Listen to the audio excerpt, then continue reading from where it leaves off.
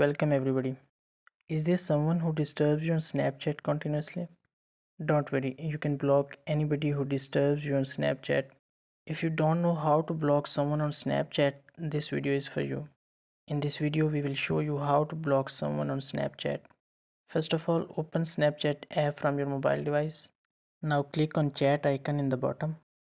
Here is a list of all the person you can chat with on Snapchat. Open a chat with a person you want to block. Now click on the person name at the top. Well, this is the profile you are going to block. Now click on three dots at top right. A list will appear with different options. You have to click on manage friendship. Well, tap on block and click on block again. Well, the person is blocked now. This is simple and easy process to block someone on Snapchat.